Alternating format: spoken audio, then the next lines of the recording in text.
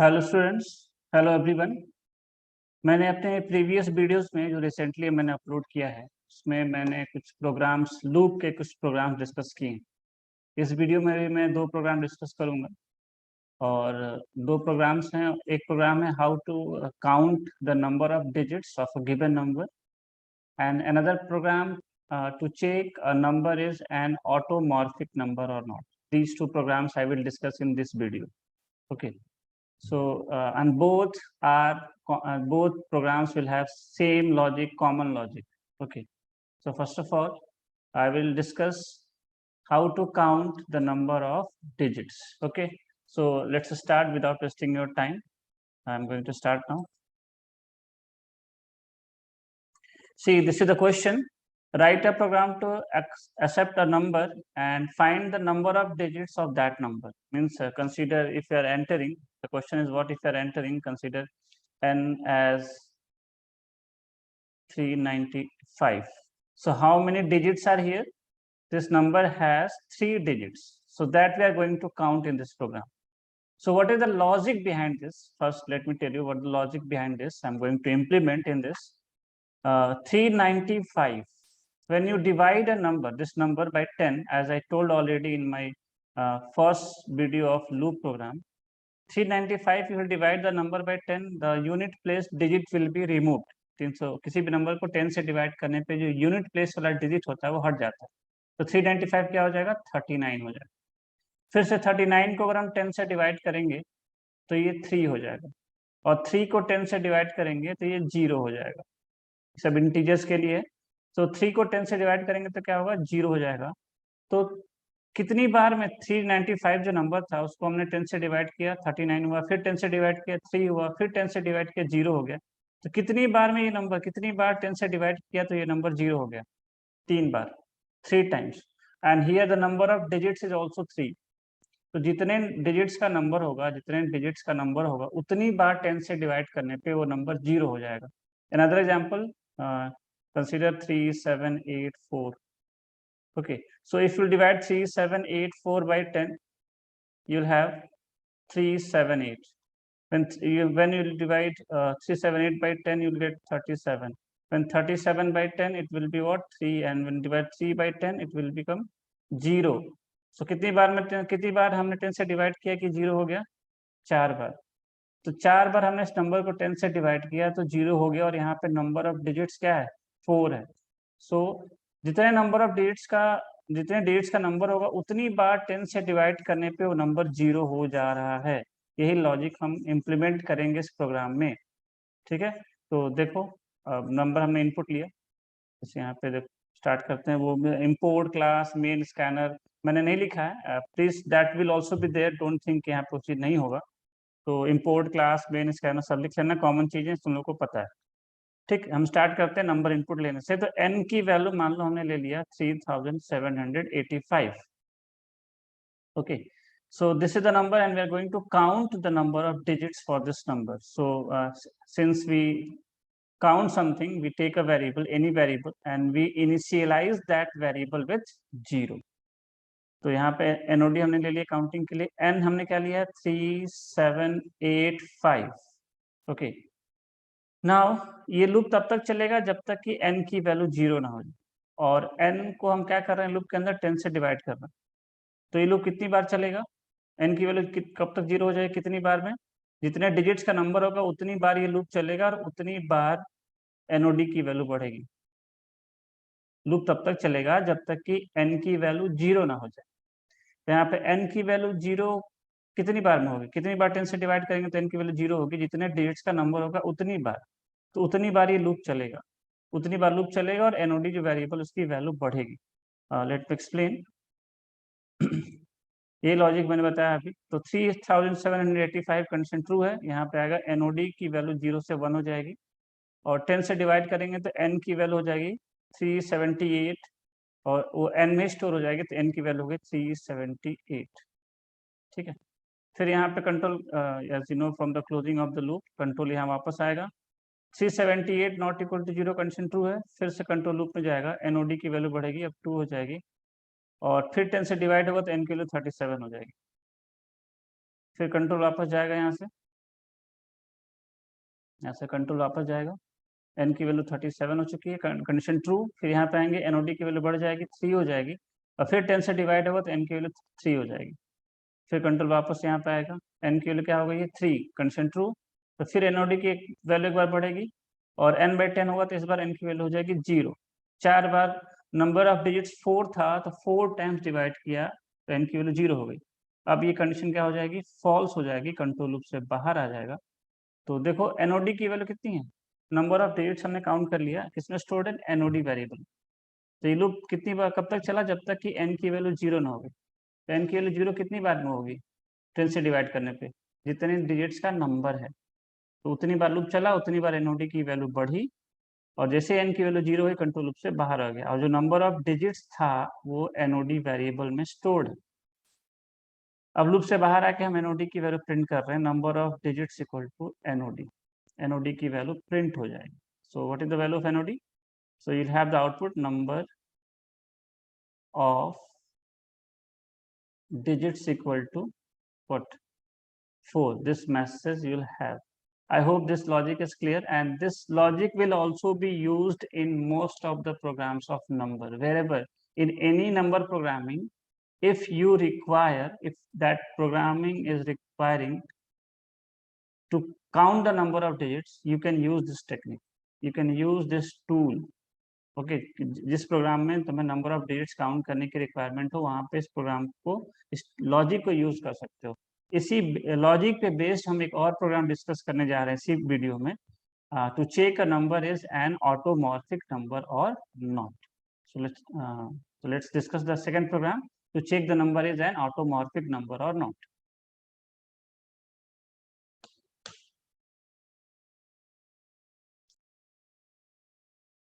So see, this is a question we have. Write a program to accept a number and check whether that number is an automorphic number or not. What is an automorphic number? Let's discuss this first. An automorphic number is a number whose square ends with the given number. For example, I have given here, see, consider we have a number as 5. तो 5 का square क्या होगा, 25। तो 25 मतलब ये number 5 अपने square के last में है। दूसरा एग्जांपल है 25 square, the square of 25 will be what, 625, and see this number is present in its square, square के लास्ट में प्रेजेंट है। मतलब an automorphic number is a number whose square ends with the given number, मतलब इसी number से ये and हो रहा है। 5 का स्क्वायर 25, तो यहाँ पे 5 प्रेजेंट है। 25 का स्क्वायर 625, तो 25 यहाँ पे प्रेजेंट है। मतलब अगर वो नंबर जिसका उसका अपने स्क्वायर के लास्ट में प्रेजेंट हो, तो उसको हम क्या कहते हैं, ऑटोमॉर्फिक नंबर कहते हैं। ठीक है, तो यहाँ पे क्या लॉजिक होगा, लॉजिक की बात करें तो यहाँ पे लॉजिक ये होगा कि मान लो n की वैल्यू हमने 5 ली, तो स्क्वायर उसका कितना आएगा 25। तो हमें चेक करना है कि 5 इसमें प्रेजेंट है कि नहीं, नंबर जो है अपने स्क्वायर के लास्ट में प्रेजेंट है कि नहीं। तो कैसे फाइंड करेंगे, हम इस स्क्वायर का एक डिजिट निकाल के चेक करेंगे, लास्ट 1 डिजिट निकाल के चेक करेंगे वो नंबर इसके इक्वल है कि नहीं। दूसरा एग्जांपल बताते हैं, 25 इसका स्क्वायर कितना आएगा 625। तो अब यहाँ पे हम कैसे चेक करेंगे, इस नंबर स्क्वायर के लास्ट 2 डिजिट्स का, लास्ट 2 डिजिट निकाल के चेक करेंगे कि वो नंबर के इक्वल है कि नहीं। क्यों 2 डिजिट्स का, क्योंकि ये जो नंबर है वो 2 डिजिट का है, तो उसके स्क्वायर में से हम लास्ट 2 डिजिट निकालेंगे और चेक करेंगे दोनों इक्वल है कि नहीं। अगर दोनों इक्वल, इसका मतलब ये नंबर अपने स्क्वायर के लास्ट में प्रेजेंट है। तो हमें यहाँ पे सबसे पहले ये पता होना चाहिए कि हमारा नंबर कितने डिजिट का है। जितने डिजिट का नंबर होगा उतना डिजिट हम उसके स्क्वायर में से निकालेंगे और चेक करेंगे दोनों इक्वल है कि नहीं। ये लॉजिक हम यहाँ पे इम्प्लीमेंट करने जा रहे हैं। तो मैंने कुछ प्रीवियस वीडियो में बताया, मैंने लूप का जो पहला प्रोग्राम था उस वीडियो में बताया है मैंने कि किसी भी नंबर को जब हम 10 से डिवाइड करते हैं तो उसका यूनिट प्लेस वाला डिजिट हमें मिलता है। ठीक है, तो जैसे मान लो हमने n की वैल्यू ली है 625, तो इसको अगर हम 10 से डिवाइड करेंगे, 10 से डिवाइड नहीं 10 से मॉड्यूल, सॉरी 10 से मॉड्यूल करेंगे, तो हमें क्या मिलेगा, यूनिट प्लेस वाला डिजिट मिलेगा। और अगर हम 625 को 625 को अगर हम 100 से मॉड्यूलस करेंगे, 100 से, अगर हम किससे मॉड्यूलस करेंगे 100 से, तो हमें लास्ट के 2 डिजिट मिल जाएंगे। लाइक दैट अगर हम 625 को 1000 से मॉड्यूल करें तो हमें लास्ट के 3 डिजिट्स मिल जाएंगे, पूरा 625 मिल जाएगा।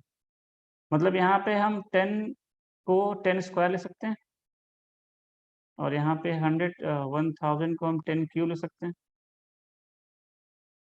समझ आ रही बात? तो 2 यहाँ पे क्या है, मतलब हम अगर हमें 625 से 2 डिजिट निकालना है तो हमें 10⁻2 से मॉड्यूलस करना पड़ेगा। अगर किसी नंबर से हमें 1 डिजिट निकालना है तो सिर्फ 10⁻1 से मॉड्यूल करना पड़ेगा, और अगर 3 डिजिट निकालना है तो 10⁻3 से मॉड्यूल करना पड़ेगा। मतलब ये कि जितना डिजिट निकालना है 10 टू द पावर उतने से मॉड्यूल करना पड़ेगा। तो हमें हमारे एग्जांपल के अकॉर्डिंग अगर हमने नंबर लिया n इक्वल टू 25, तो इसका स्क्वायर कितना आएगा 625। तो 625 को हमें किससे मॉड्यूलस करना पड़ेगा, हमें 2 डिजिट निकालना है क्योंकि नंबर हमारा 2 डिजिट का है, तो हमें 10 टू द पावर 2 से मॉड्यूलस करना पड़ेगा, तो हमें 25 मिल जाएगा, और उसको हम नंबर के इक्वल चेक कर लेंगे। इसका मतलब ये हुआ कि हमें 10 to the power number of digits, ये नंबर जितने डिजिट का है उतने 10 टू द पावर उतने से मॉड्यूलस करना पड़ेगा स्क्वायर को। मतलब स्क्वायर को हमें 10 to the power number of digits of number से मॉड्यूलस करना पड़ेगा। ये नंबर 2 डिजिट का है तो हमें 10 टू द पावर 2 से मॉड्यूलस करना पड़ेगा। ये नंबर 1 डिजिट का है तो हमें इसके स्क्वायर को 10 टू द पावर 1 से मॉड्यूलस करना पड़ेगा, तो हमें 1 डिजिट मिल जाएगा।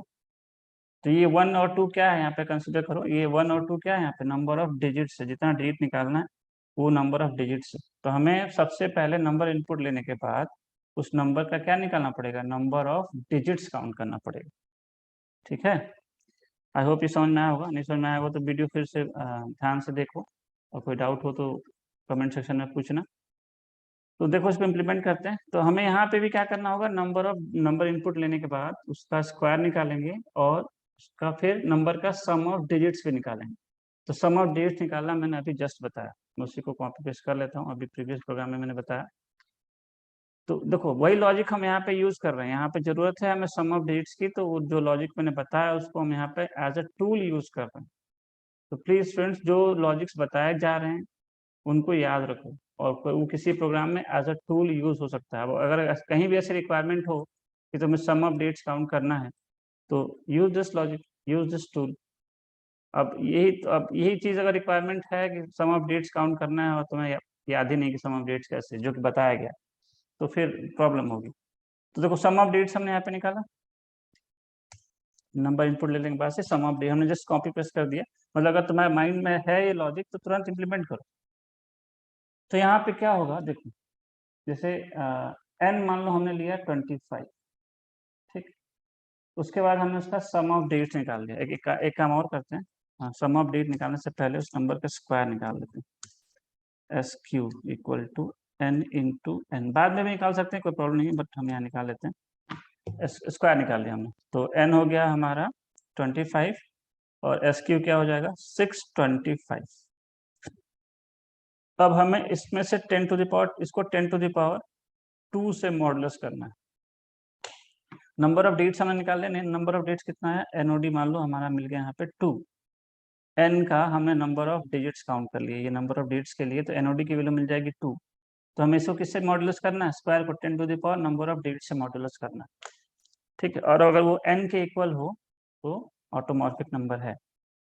तो यहाँ पे हम एक काम और करेंगे, तो इनपुट लेने के बाद एनओडी 0 करने के बाद से नम इक्वल टू एन करेंगे। अब क्यों करेंगे ये चीज मैंने बताया अपने प्रीवियस वीडियो में भी, क्योंकि इस लूप से जब बाहर आएगा कंट्रोल तो एन की वैल्यू 0 हो चुकी है। तो इस कंट्रोल लूप जब इस जब कंट्रोल इस लूप से बाहर आएगा तो एन की वैल्यू 0 हो चुकी रहेगी। तो हमें एन की रिक्वायरमेंट है लूप के बाद भी, तो हमने नम में स्टोर कर रखा है। नम की वैल्यू क्या हो जाएगी, नम की वैल्यू भी 25 है, एन की वैल्यू लूप चलेगा तो 0 हो जाएगी, लेकिन नम में हमारा 25 स्टोर्ड है, तो हम यहाँ पे उसको यूज कर सकते हैं। तो अब यहाँ पे चेक करेंगे, एक int D equal to, sorry type कर देते हैं बेटर है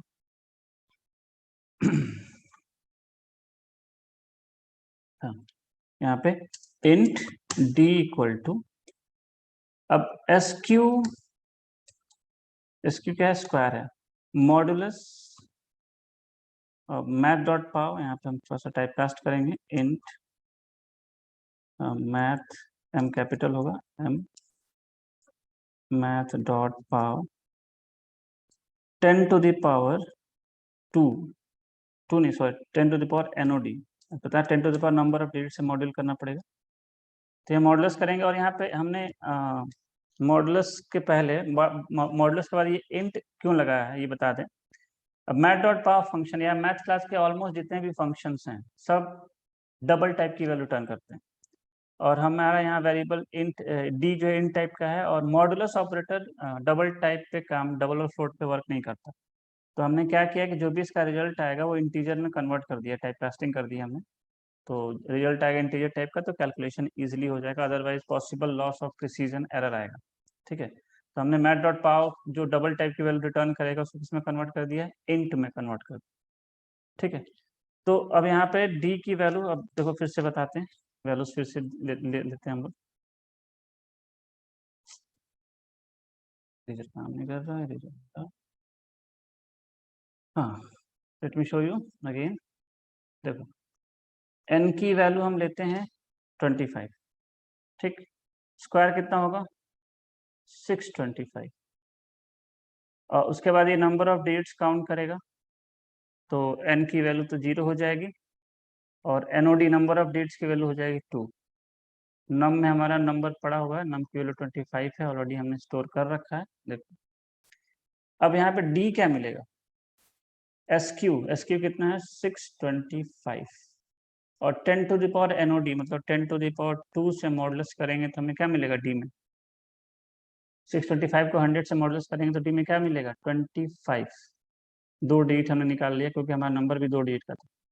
अब इस डिजिट को चेक करेंगे कि नंबर के इक्वल है कि नहीं, तो n तो 0 हो चुका है, तो हम नम से कंपेयर कर देंगे। यहाँ पे नम से कंपेयर कर देंगे कि if num equal to D, if condition true हम यहाँ प्रिंट कर देंगे system dot out dot print ln, क्या लिखेंगे, an automorphic number,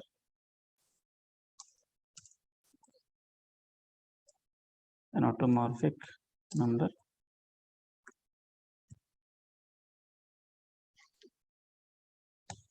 else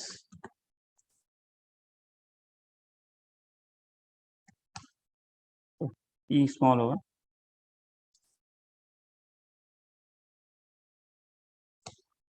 not an automorphic number, यहाँ पे नॉट लगाते हैं, not an automorphic number. Okay, so देखो यहाँ पे भी मैंने बताया, प्रीवियस लॉजिक जो बताया गया वो यूज हुआ एज अ टूल। हमने नंबर इनपुट लिया, उसका स्क्वायर निकाला, स्क्वायर निकालने के बाद से क्या किया, नंबर ऑफ डिजिट्स काउंट कर लिया, और 10 to the power number of digit से उसके स्क्वायर को मॉडुलस किया, जो डिजिट आया उसको हमने कंपेयर कर लिया कि वो नंबर के इक्वल है कि नहीं, अगर नंबर के इक्वल है तो ऑटोमॉर्फिक नंबर है, अदरवाइज नहीं। सो आई होप क्लियर हुआ होगा सबको। सो फिर से वही बार बार हम एक बात बोलेंगे कि जो लॉजिक्स हम बता दे रहे हैं वो लॉजिक याद रखो, वो किसी न किसी प्रोग्राम में एज अ टूल यूज होगा। ठीक है, तो सम ऑफ जहाँ भी नंबर ऑफ डिजिट्स की रिक्वायरमेंट होगी वहाँ पे ये लॉजिक इंप्लीमेंट कर सकते हो, how to count the number of digits. देखो हमने उसी टेक्निक को यूज किया है यहाँ पे, नंबर ऑफ डिजिट्स काउंट करने के बाद सिर्फ ये एक लाइन लॉजिकली है, हमने सिर्फ ये एक लाइन लिखा है इस प्रोग्राम के लिए नया, बाकी वही ऑलरेडी जो मैंने बताया था how to count the number of digits, वही लॉजिक यहाँ पे यूज हुआ है। ठीक है, बाकी कंपेयर करना सब चीज जाने रहे। So please try to learn the logic, don't try to learn the program रटने की कोशिश मत करो। Okay, so thank you for this video, this much only. Next video में हम कुछ और प्रोग्राम के साथ आएंगे जिसमें कुछ नए लॉजिक्स बताएंगे, तुम लोग को नए न्यू टेक्निक्स बताएंगे। सो इस वीडियो के लिए इतना ही। So thank you for watching up to this. Okay, bye bye to all, thank you.